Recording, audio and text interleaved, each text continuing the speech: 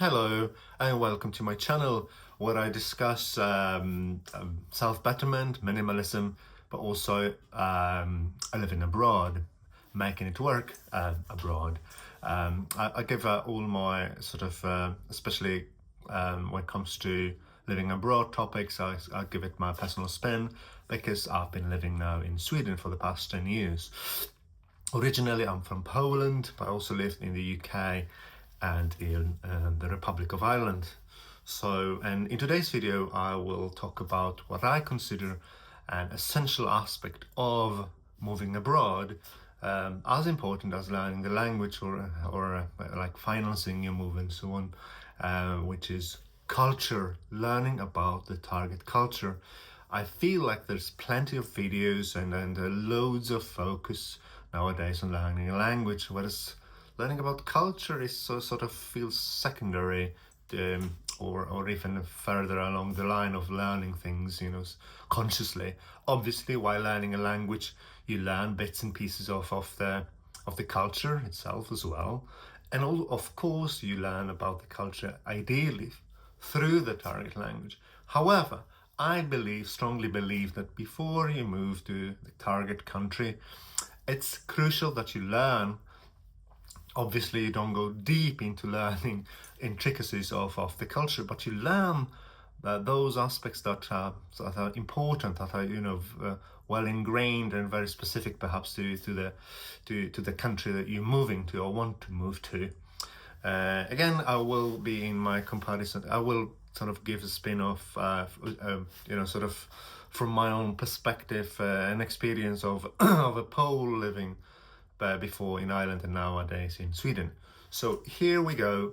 5 aspects that I consider crucial when it comes to learning about the culture of the target language, country, not language. I keep saying that. Sorry. And by the way, I don't edit my videos. I want them to feel very natural, sort of raw. Also, I will be glancing at my notes from time to time while doing this video. Hopefully that's all right. Let's jump right into it. So the first aspect of the culture is conversation rules, right? Can be plenty of it, but and by the way, you can find all the information I bet on the internet when it comes to all those aspects and the country you're interested in. Doesn't matter if the information is in the target language. You can easily translate the contents nowadays, with Google Translate or DeepL, AI tool that is even better than Google Translate.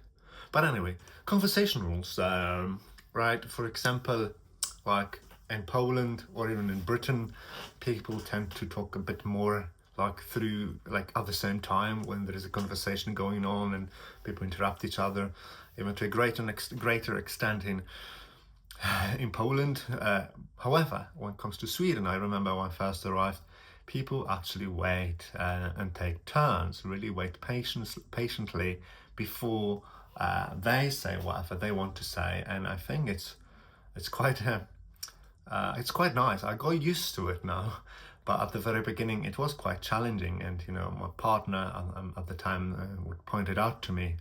Like it felt weird to have, but I kept interrupting people, but I didn't even notice it. So that's something to bear in mind, how people actually converse. Do they wait or do they talk at the same time? It's important to know in order to sort of maybe avoid embarrassment or even not to get into trouble. This aspect of culture obviously is not so dangerous, I suppose. Also, for example, like saving face of your interlocutor, the person you're conversing with. Like in Sweden, people don't directly say no, and I also learned that after a while. Like people would say, "Oh, I will feel about it." Like they use this phrase, "Jag ska känna efter," or they say, "Oh, vi får se," "Oh, we'll see." So they don't say, but both those phrases I learned later on mean no, but they don't say it directly. So this is interesting. I heard that in Japan also people sort of don't say certain things directly. It's all about honor and saving face. So those aspects are also important to bear in mind while conversing. Also, like the level of formality when it comes to, for example, talking to strangers. Again, I know that in Asian cultures there's this hierarchy, and the language is very intricate when depending on who you're talking to. If it's your boss, someone younger, and so on. Whereas in Sweden, for example, the language is very informal. You say hi to anyone, to strangers, and so on, and you use the first names of your boss and so on.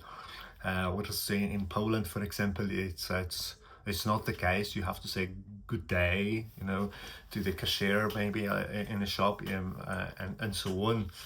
And you use this term madame, right? And so it's a level of formality is much greater. So it's important, again, to bear that in mind. Also, certain topics of the conversation, it's important to maybe research which topics are quite taboo or considered rude and so on. Because, again, depending on what culture you're coming from, maybe it's all right in your country to talk, let's say, religion or politics. However, Northern Ireland, for example, but even in Sweden, sort of those topics, I wouldn't start your conversation adventure with those, but instead maybe focus on some easier ones. Right, aspect number two, what the society values most. This is important to research also in the target country. What is it that is in focus? Like, for example, what's it like when it comes to individualism, or is it more collective? Like people in Sweden, let's say, collectivism is very important. Like the good, the greater good is very important. It has to do with the history of Sweden, like Jantelag, and that everybody's supposed to be equal, and people are not supposed to stand out. Like in the United States, you're very proud of whatever you accomplished. Here it's frowned upon. It is changing, but still, you have to bear that in mind, that the boast is frowned upon, even though people will not say that to you directly. It will not be people will not look at it agreeably, spirituality, for example, it's again, Sweden is a very secular country, so religious spirituality is those are aspects that are not so, let's say, deep. So again, what country values is important. I think this individualism, collectivism, where the target country finds itself on this spectrum, it's quite important to bear that in mind before going to the country. I'll help you in many situations as well. Aspect number three, societal or social and gender rules. What I mean by that is again, what are the roles of men and women in the society? For example, in Sweden, it struck me when I came here that there were so many men with prams, walking about with their babies. It's at least 10 years ago I came here, it was not, I don't know what it's like in Poland nowadays, for example, or in Britain, but it wasn't the case back then, and I don't believe it's like that nowadays either, like in Sweden, because in Sweden it's really encouraged for men to take parental leave, and there's plenty of it. So it's another thing when it comes to Sweden, that parental leave is very important here, and being a parent is really quite central for the society. So it's very interesting to know that. So and also this macho culture is not as prevalent as maybe in other countries when it comes to men. And as opposed to macho culture among men, women appear very strong, so this is quite central, feminism and equality, gender equality. This is a topic that is really well researched here, and also people talk about it a lot and try to breach that gap between genders even more every day, So again, another example would be like a caterpillar driver, like with those big machines, the drivers. Plenty of women do that here. and builders and so on. Again, something that I was not used to as a Pole, seeing this, or even in Great Britain. So it's interesting. Good to bear that in mind, you know. 4. Perception of work versus leisure time and family. Again, depending on what culture you're from, United States, I know that people rat race and so on. People are expected to work too much. Same in Asian countries.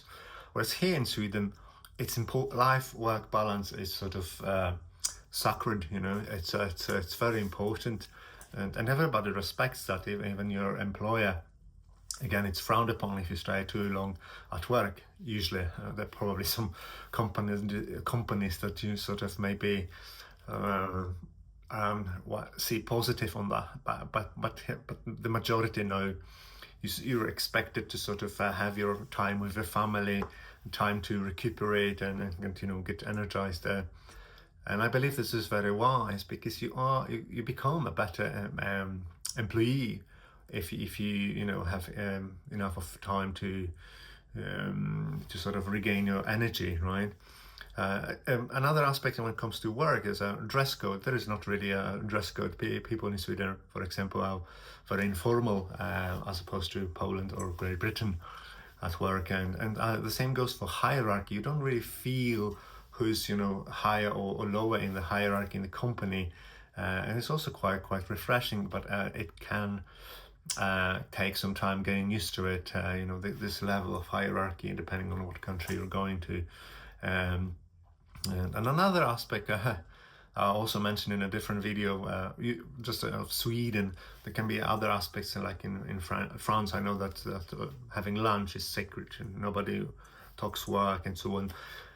But here in Sweden, you've got something called lunch as well, but something called fika, and it's like a coffee break around 10 a.m. and 3 p.m. And again, you're not supposed to say no to that at work. And this is very important, to sort of sit down with coffee, with a piece of cake or a sandwich, and just talk to your colleagues, or just relax. Try to sort of take a break from work, twice during the day. Very important piece of culture, fika in Sweden. Huge thing, really. All right, aspect number 5. That's actually dating rules. I will just mention briefly this one. I thought it was quite interesting, because again, me coming from Poland, but I think in Britain as well, but for example, men, it has to do again with sort of gender roles. Men are supposed to pay when when going out for a date, for example, to restaurant or even cinema. So men are supposed to foot the bill, whereas here in Sweden, again, due to the fact that women are expected, or they want to be seen as strong, they want to be strong and sort of self-reliant, and therefore they will always split the bill when it comes to paying for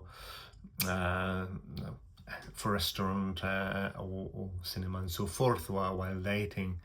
And again, when it comes to dating, bear in mind topics has to do with what I mentioned before, what society values most, and also the gender roles. So it all comes together when you're dating, right? So you're sort of ready what to expect, what topics you can mention, what topics you should be careful while talking about. Again, like religion, politics, I would steer away from those, and instead focus maybe hobbies, whether especially at the very beginning, and asking a lot of questions about the other person. This also makes you look interesting in general when it comes to conversations. Right. Those are those 5 aspects of learning about culture, new culture, that I find quite crucial. And again, I believe that is as important to learn about culture as it is when it comes to learning the target language. if not more important, again, because it will save you from both embarrassment and even potentially dangerous situations, and will help you again with maybe learning your job, making friends, and so on and so forth. There's plenty of benefits when it comes to learning about the target culture. But bear in mind, this is just me merely scratching the surface of culture and cultural aspects, because culture is basically everything that surrounds us, that makes us who we are, our species, right? So, however, I believe that those 5 aspects are again something that you can start with when it comes to learning a new culture. Right. Please do like this video if you liked it, and and of course you've got to subscribe, right? Obviously. No, just joking. If you consider this sort of content and me speaking like that interesting, then consider subscribing and comment too. Heated debates are delectable, always welcome. So, and also if you've got other questions when it comes to culture, living abroad, languages, what it's like living in Sweden, in the UK, and Poland, and so on, don't hesitate to ask me. And thank you so much for your time, and I hope to talk to you soon. Bye.